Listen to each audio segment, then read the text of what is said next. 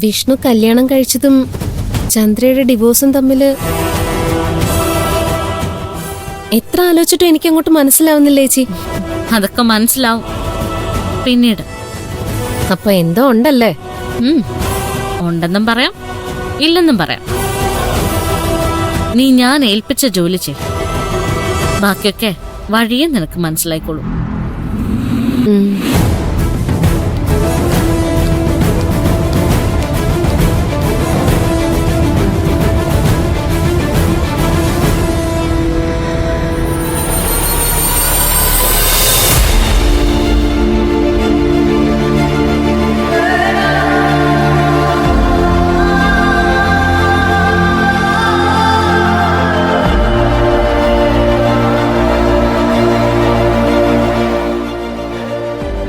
എന്നോടൊന്ന് സംസാരിക്കാനില്ലേ? സംസാരിച്ച അത് വഴക്കിലെത്തും. അതാ ഒന്നും മിണ്ടായിരിക്കുന്നത്. നിങ്ങൾ പുറത്തു പോകുന്ന ആളാ, ഒരുപാട് പേരോട് ഇടപഴകുന്ന ഒരാള്. ഞാൻ അങ്ങനെയല്ല. 24 മണിക്കൂറും ഇതിനകത്ത് തന്നെ ഇരിക്കുന്നേ. എനിക്ക് ആരോടെങ്കിലും ഒന്ന് മിണ്ടണ്ടേ? അതിന് നിങ്ങളല്ലാതെ വേറെ ആരാ എനിക്കുള്ളത്? മിണ്ടിക്കോ? നിങ്ങൾക്ക് എന്നോടൊന്നും ചോദിക്കാനില്ലേ? ഇല്ല. ഞാൻ ഭക്ഷണം കഴിച്ചോന്ന് അറിയണ്ടേ? കഴിച്ചു കാണുമല്ലോ. എന്നാലും ചോദിക്കണമെന്നില്ലേ? നമ്മൾ കൊച്ചുകുട്ടികളല്ല. ഇത്തരം ബാലിശമായ ചോദ്യങ്ങൾ ചോദിച്ച് അടുപ്പം നിലനിർത്താൻ. പണ്ട് ചോദിക്കായിരുന്നല്ലോ. ആ, ഇതാണ് നിന്റെ പ്രശ്നം. ഞാനൊരു പ്രശ്നക്കാരനാണെന്ന് വരുത്തി തീർക്കണം. പണ്ട് നിനക്കെന്നോട് സ്നേഹമുണ്ടായിരുന്നു, ഇപ്പൊ അതില്ല. അപ്പോ പ്രശ്നം എന്റെയാണ്, അല്ലാതെ നിങ്ങളുടെ അല്ല അല്ലേ? അതെ, തർക്കിക്കാൻ ഞാനില്ല. ഒരു ഭാഗത്തും മിണ്ടാതിരിക്കായിരുന്നല്ലോ ഞാൻ. നീയല്ലേ അടുത്ത് വന്നത്. വരുന്നതിലും സംസാരിക്കുന്നതിലും ഒന്നും എനിക്കൊരു എതിർപ്പുമില്ല. അതെന്നെ ബുദ്ധിമുട്ടിക്കാനാവരുത്, ആ ഒരു അപേക്ഷയേ ഉള്ളൂ. ഇങ്ങനെ പോയാൽ അധികം വൈകാതെ ഞാനും ഒരു ബുദ്ധിമുട്ടായി നിങ്ങൾക്ക് തോന്നും. തോന്നും. ഇങ്ങനെയാണ് നിന്റെ പോക്കെങ്കിൽ തീർച്ചയായും തോന്നും. ഇങ്ങോട്ട് തിരിച്ചു വരരുതെന്ന് കരുതി ഇറങ്ങിപ്പോയവനാ ഞാൻ. എന്നിട്ടും വന്നു. പക്ഷേ നിങ്ങളുടെ ആരുടെ സ്വഭാവത്തിൽ ഒരു മാറ്റവും വരുത്താൻ നിങ്ങൾ ആരും ഉദ്ദേശിക്കുന്നില്ല. എല്ലാവർക്കും ഞാനാണ് തെറ്റുകാരൻ. അതെനിക്ക് സമ്മതിച്ചു തരാൻ പറ്റില്ല. നിങ്ങൾ ഒരു തെറ്റും ചെയ്യുന്നില്ലേ? ഇല്ല. എങ്ങനെ സംസാരിക്കാൻ പറ്റുന്നു നിങ്ങൾക്ക് ഇങ്ങനെയൊക്കെ? ഒരു തെറ്റും ചെയ്യാത്തതുകൊണ്ടാ എനിക്ക് ഇത്രയും ധൈര്യം.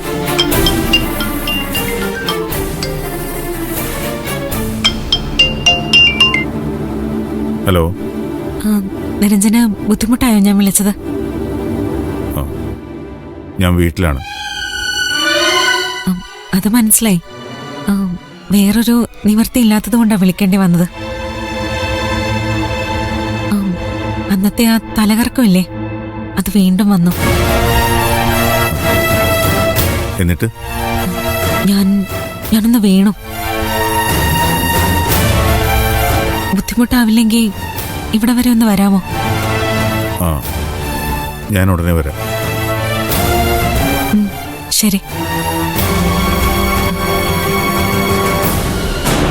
എങ്ങോട്ടേക്കാ? അതൊക്കെ ഉണ്ട്. സ്ഥലം ഏതാന്ന് പറഞ്ഞൂടെ? നീ അറിയണ്ട. ഏ,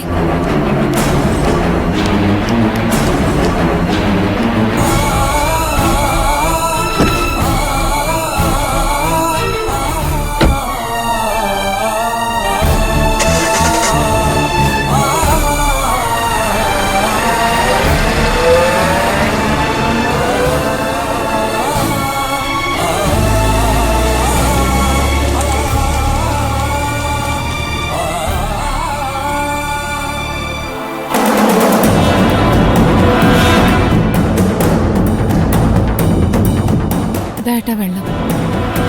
അയാൾ എങ്ങോട്ടാ പോയത്? ആര്? നിരഞ്ജൻ അല്ലാതാരാ? പോയോ? ഞാൻ കണ്ടില്ലല്ലോ. അല്ലെങ്കിലും ആവശ്യമുള്ളതൊന്നും നീ കാണുകയല്ലോ. അതിനിപ്പോ എന്നോട് എന്തിനാ ദേഷ്യപ്പെടുന്നേ? എനിക്ക് ലോകത്തോട് തന്നെ വെറുപ്പാ. പോയത് അങ്ങോട്ട് തന്നെ ആയിരിക്കും, ആ മാലിന്യന്റെ അടുത്തേക്ക്. അതുറപ്പല്ലേ? അല്ലെങ്കിൽ ഈ സമയത്ത് ഇറങ്ങിപ്പോണ്ട ആവശ്യമില്ലല്ലോ. നാട്ടുകാരെയും കൂട്ടിച്ചെന്ന് വലിച്ചിറക്കി നാണം കെടുത്തുക വേണ്ടത്. എങ്കിലേ അവള് ഒരു പാഠം പഠിക്കൂ. ഏയ് അതൊന്നും പാടില്ല. അങ്ങനെ എന്തെങ്കിലും സംഭവിച്ചാലും അതിന്റെ നാണക്കേടും എനിക്ക് തന്നെയാ. ഇതിനൊരു അവസാനം വേണ്ട ഏട്ടാ. അക്ഷര എത്രയാന്ന് വെച്ചാ ഇതൊക്കെ സഹിക്കുക. അവളുടെ അവസ്ഥ ഓർക്കുമ്പോഴാ എനിക്ക് സങ്കടം. ആയ സമയത്ത് തോന്നിയതുപോലെ നടന്നതിന്റെയാ ഇപ്പൊ ഈ അനുഭവിക്കുന്നത്. അവളും നിന്റെ മോനും ചേർന്ന് എന്നെ ചതിച്ചൊന്നും ഞാൻ മറന്നിട്ടില്ല. അന്ന് എന്റെ മനസ്സ് ഒരുപാട് വേദനിച്ചിട്ടുണ്ട്. അന്ന് ഞാൻ അവളെ ശപിച്ചിട്ടുണ്ട്. അതൊക്കെ ഇപ്പോഴാ ഫലിക്കുന്നതെന്ന് മാത്രം. പക്ഷേ ഇങ്ങനൊരു തിരിച്ചടി അത് വേണ്ടായിരുന്നു. അവളുടെ കണ്ണീരും ഞാൻ തന്നെ വേണമല്ലോ കാണാൻ. ഏട്ടൻ വിഷമിക്കണ്ട, ഇതിനൊരു പോംവഴി ഉണ്ടാക്കാം. എന്തു പോംവഴി? പരസ്യമായി ഇവിടെ നിന്ന് ഇറങ്ങി പോകണമെങ്കിൽ ആ ബന്ധം എത്രമാത്രം ആഴത്തിലുള്ളതാണെന്ന് മനസ്സിലാക്കാമല്ലോ. ഞാനൊന്ന് ശ്രമിക്കാം ഏട്ടാ. ചിലപ്പോ നിങ്ങൾ ആണുങ്ങൾക്ക് പറ്റാത്തത് ഞങ്ങൾ പെണ്ണുങ്ങൾക്ക് സാധിച്ചു എന്ന് വരും. ശരി, നീ ഒന്ന് ശ്രമിച്ചു നോക്ക്. പിന്നെ ഒരു കാര്യം പ്രത്യേകം ശ്രദ്ധിക്കണം. പ്രശ്നം ഒരു കാരണവശാലും വഷളാവരുത്. തീർക്കാൻ പറ്റിയില്ലെങ്കിലും വേണ്ടില്ല, ഒരിക്കലും തീർക്കാൻ പറ്റാത്ത അവസ്ഥയിലേക്ക് കാര്യങ്ങൾ കൊണ്ടെത്തിക്കരുത്. ഞാൻ അങ്ങനെ ചെയ്യൂ ഏട്ടാ. ഉം.